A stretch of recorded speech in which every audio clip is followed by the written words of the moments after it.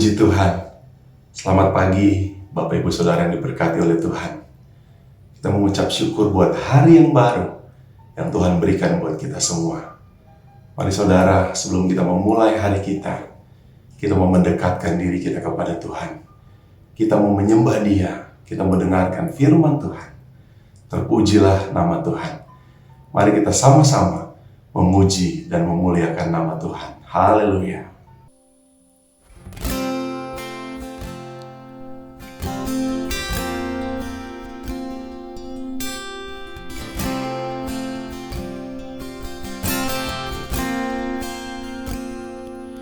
Ku hidup karena percaya Kau yang berjanji setia. Pengharapanku selalu ada di dalam-Mu. Ku tidak akan menyerah meski dalam kesesakan. Seluruh hidupku dalam genggaman-Mu.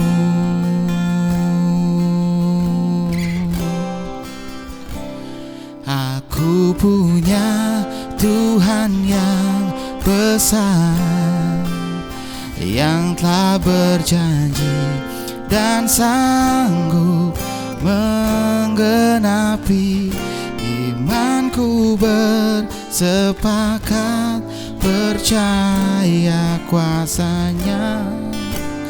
Ku terima sekarang kemenangan dari-Mu.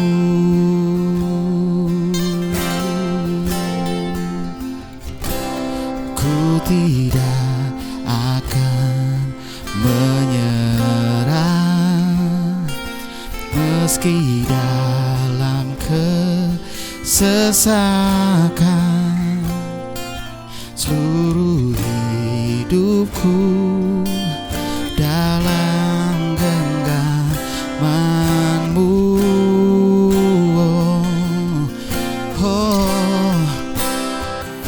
Aku punya Tuhan yang besar, yang telah berjanji dan sanggup menggenapi. Imanku bersepakat percaya kuasa-Nya. Ku terima sekarang kemenangan dari-Mu.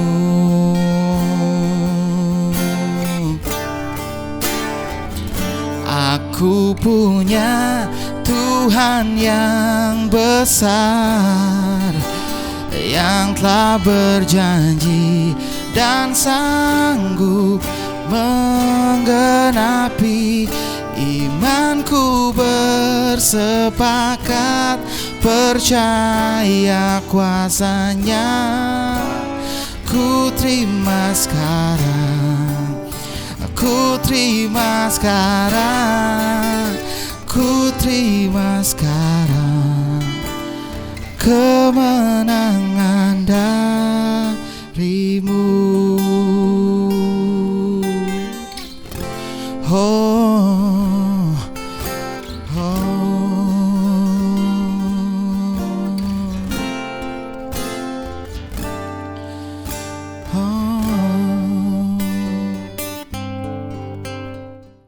Puji Tuhan, saya percaya setiap pujian kita boleh menyenangkan hati Tuhan, boleh sampai ke telinga Tuhan, ke hati Tuhan pagi hari ini. Mari saudara, kita mau renungkan firman Tuhan, kita siapkan hati kita dan kita mau berdoa kepada Tuhan. Haleluya. Tuhan Yesus yang baik, kami mengucap syukur buat pagi yang baru yang Tuhan berikan buat kami semua. Tuhan, sebelum kami memulai hari ini, kami mau dengar suara Tuhan. Kami mau dipimpin oleh Roh-Mu yang kudus dan berkuasa. Terima kasih Tuhan, inilah hati kami, hidup kami untuk menerima firman-Mu. Dalam nama Yesus kami berdoa bersyukur. Haleluya. Amin. Puji Tuhan. Saudara diberkati oleh Tuhan, senang sekali bisa bertemu kembali dengan Bapak Ibu Saudara semua dalam renungan pagi hari ini. Tema renungan kita pada pagi hari ini adalah kapan gereja lahir? Sebuah pertanyaan yang dengan ada subtemanya adalah dengan datangnya Roh Kudus secara resmi gereja itu dimulai. Ya, kita akan baca firman Tuhan dalam Kisah Para Rasul pasal 2 ayat 1 sampai 4. Saya akan bacakan. Ketika tiba hari Pentakosta, semua orang percaya berkumpul di satu tempat.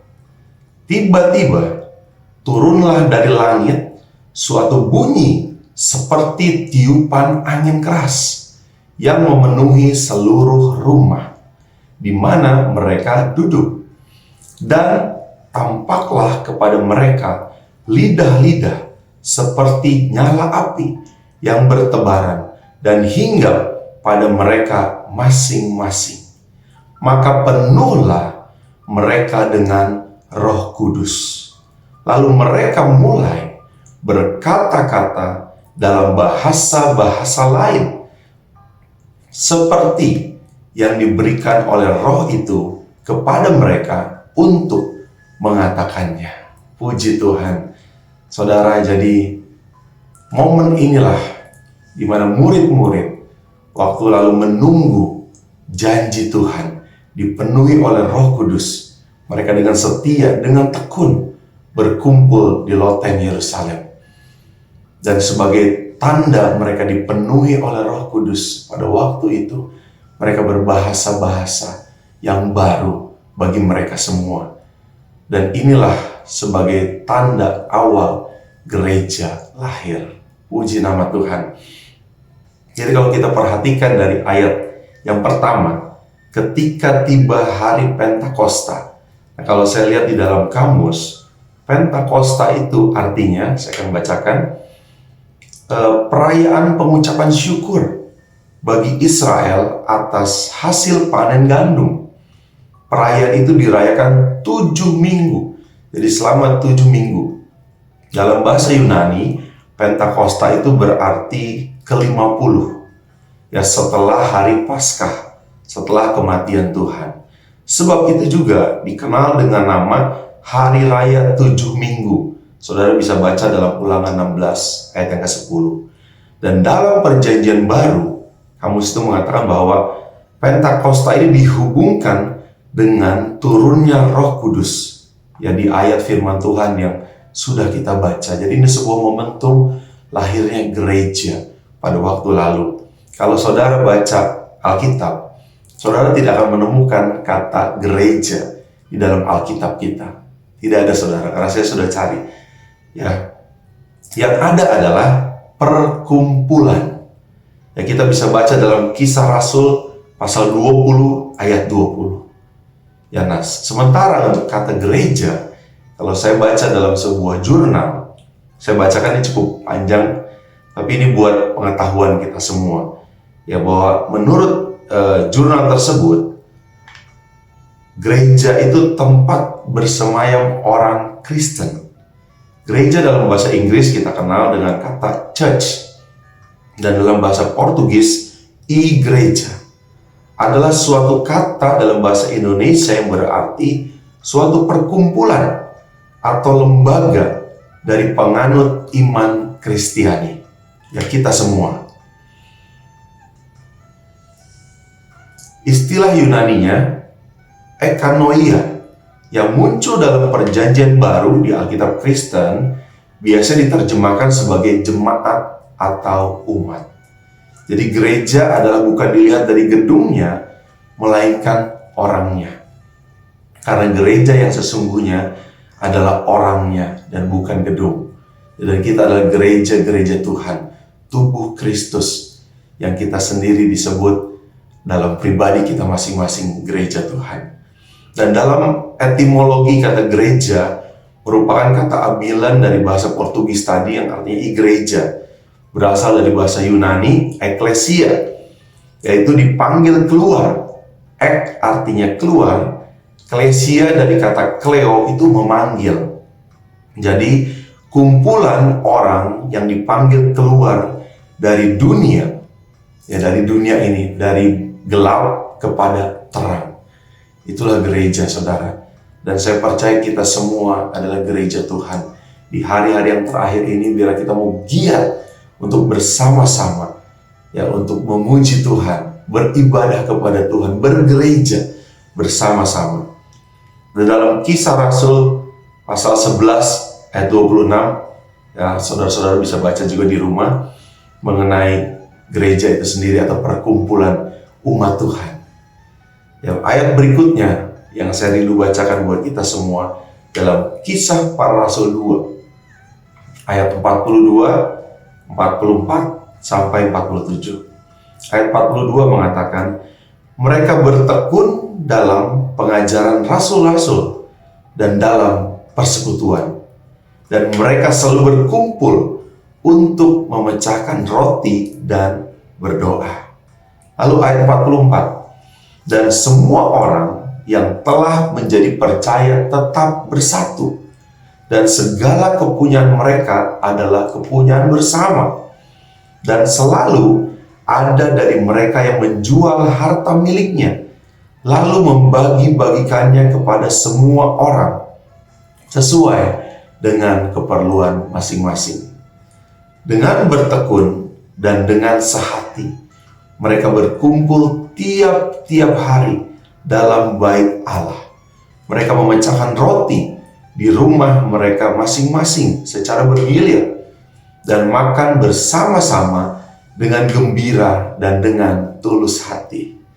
47, sambil memuji Allah, dan mereka disukai semua orang, dan tiap-tiap hari Tuhan menambah jumlah mereka dengan orang yang diselamatkan. Wow, puji Tuhan.